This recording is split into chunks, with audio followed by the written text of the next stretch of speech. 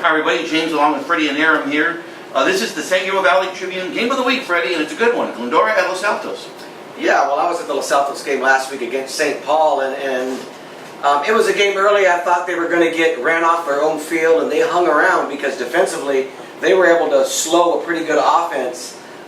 They're physical. They're going to be in a lot of games. You know, the one thing, I think their offense is going to come around, but I was really impressed how they hung around. I mean, there was a situation where St. Paul had a first and goal at the 1 yard line, and they held them, 4 straight times to get the ball back. So I think that with their defense, they're going to be in games like this all year. Glendora is going to present a similar challenge, I think, that St. Paul gave them last week. Jimmy, I think it's going to shape up as another great game. And since you got your scouting report on Los Altos, let's get the Charter Oak, the Glendora report from Aram Felician, who saw them last week against Charter Oak. Well, I didn't see them against Charter Oak, but I can tell you some things. Defensively, they did a number on Charter Oak. Now, is that saying anything this season? I don't know. But this Glendora team, you just look at it. Maybe it's not sexy, maybe it's not, stylish all the time. But they're finding ways to win. They've won 2 games, they've lost another. But they're finding ways to win games. Like last week, the game, against Damien was one that they kind of pulled away, and they just seem like that gritty kind of Glendora team that will do, whatever it takes to get the job done. If they're going to get into a down in the mud slug out affair against Los Altos, which is looking like what will happen this week, this has to be a grinder, if I'm not mistaken. Yeah. Then Glendora's willing to play that way, and they're going to do it pretty well. I just think that. I don't know. I mean, you're trying to look back at last week and say, what was better? LA's loss to St. Paul close at home in OT, or Glendora, really kind of putting the clamps on Charter Oak at home. I got to think Los Altos' win is a little bit better. Los Altos' loss is a little bit better than Glendora's win. But I don't think that makes them that much, more of a favorite in this spot. So this is a total coin flip game for me. Palomares League against Hacienda League.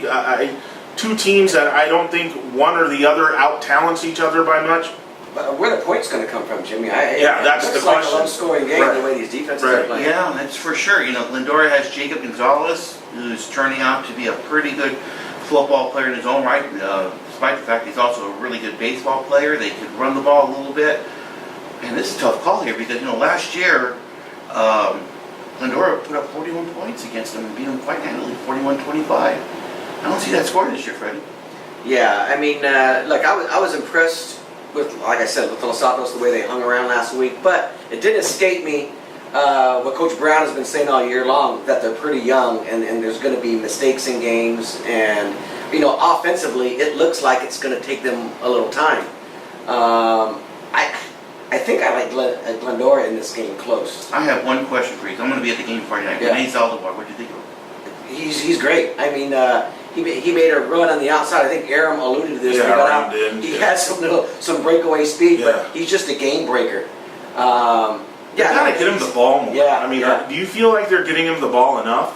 Well, I think they're. Here was the problem. Offensively, they got a lot of pressure in on their quarterback. I mean, the line. So they couldn't get anyone. Yeah, the line is going to need some work. I mean, they had trouble really getting first downs and getting them consistently.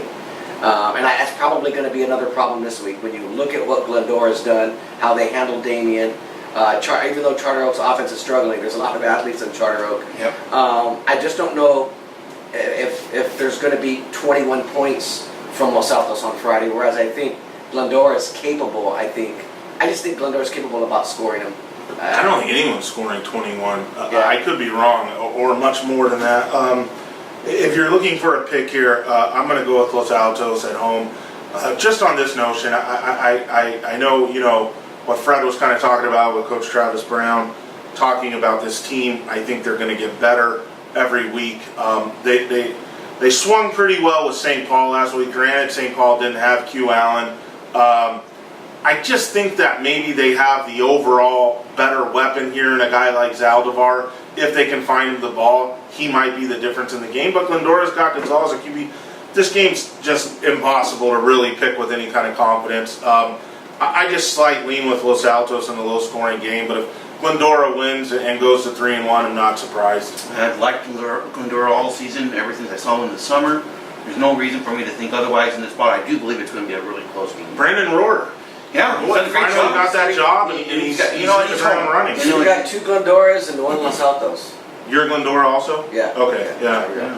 Well, So, and that's the way it's supposed to be. Guys, the bottom of the screen is the ticker with all the information on the game and where to our Twitter handles, and we hope that you'll see us on Friday night. But that's the second of our 2-minute drills. Thank you.